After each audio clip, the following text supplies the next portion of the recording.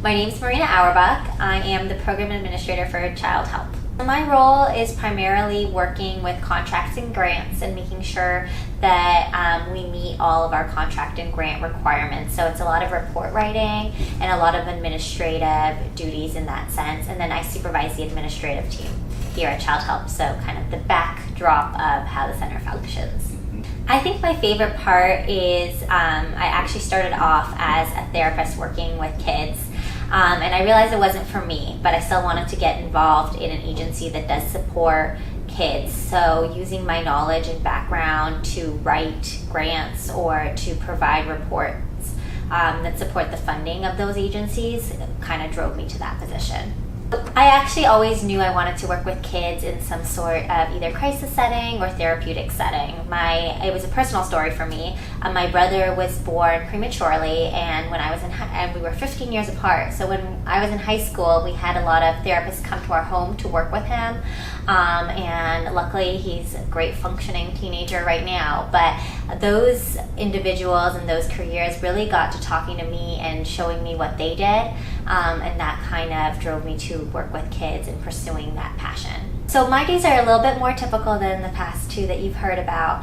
My typical day, I come in and I kind of do what I like to call my rounds. So I make sure that the team is well supported. So I still do get that hands-on with clients, but kind of being in the background, I have some spare time to put myself in those situations where support is needed. So I'll check in with our playroom to see if they need any help. I'll check in with the front desk staff to see if they need any help.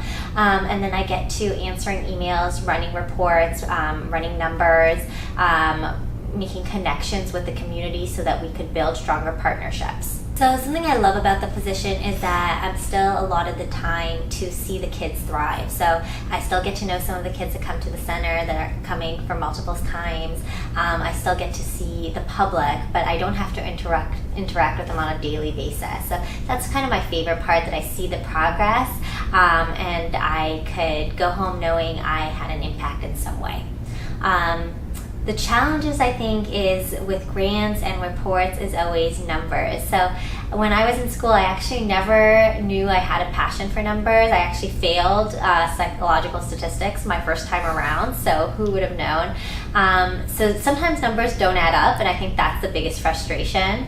That's the biggest challenge for me still till today. But overall, providing those results and seeing those results in a numerical sense is really gratifying for me.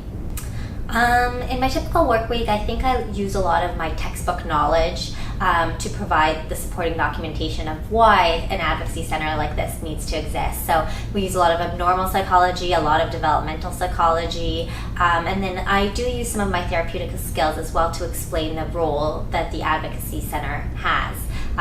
So that's my typical day, what I use. I think definitely exploring all your options in terms of internships and volunteer opportunities is the best bet. And that's how you're going to get to know what you like and what you dislike. So there was no way for me to know that I didn't like to be one-on-one with kids until I became a therapist. But don't get disgruntled or frustrated if you realize that's not your passion. The great thing about psychology is the field's so large and you could apply psychology in so many different aspects. It was definitely a slow process. So after undergraduate, my undergraduate degree was in psychology with a specialization of developmental psychology. What I did is I worked as an outreach coordinator for a nonprofit agency, and what I did is I recruited volunteers to volunteer with the kids while they were waiting for services, and then I also reached out to community partners and explained what that agency did. And that drove me to passion. Oh, I really like working and seeing how these kids thrive. Let me get my master's degree. So at that point, I went in and I got my master's degree in developmental psychology. And I specialized in 0 to 5 because I wanted to work with the 0 to 5 population, and I really wanted to work with parents who were struggling parents. At that time, I was not a parent, so being a parent now, it gives me a lot of perspective also in how to work with parents. So I would say definitely go out and explore all your options, try it out.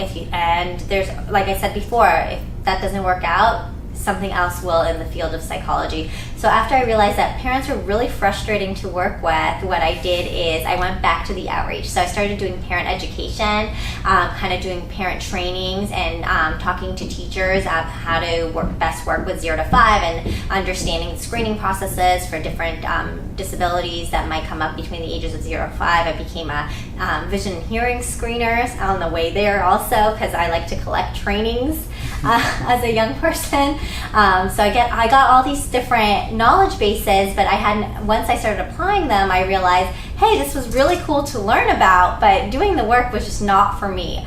But I like educating others about it, and I like writing about it. And that kind of led me in a search of, okay, what can I do to write about psychology? And grants was a really good way to do that, and reports was a really good way to do that. And then working with students, which is what I do now. I work a lot with the interns here at Child Help. It's a great way to educate them about the opportunities in psychology while still being kind of in the background and not having direct contact. So, and that's what's for me. Definitely take any opportunity that comes your way. Intern and volunteer as much as you can within the field. Try it out. Try that hands-on experience, because without it, you're not going to know whether you like it or not. And then just overall life advice, something I didn't get to do till later on, is travel and experience multicultural experiences as well. I think in the field of psychology, you're going to meet a lot of different people, and understanding where their background and where they're coming from is really important to thrive in the field overall in general, whether it's hands-on direct client contact or whether it's in the background.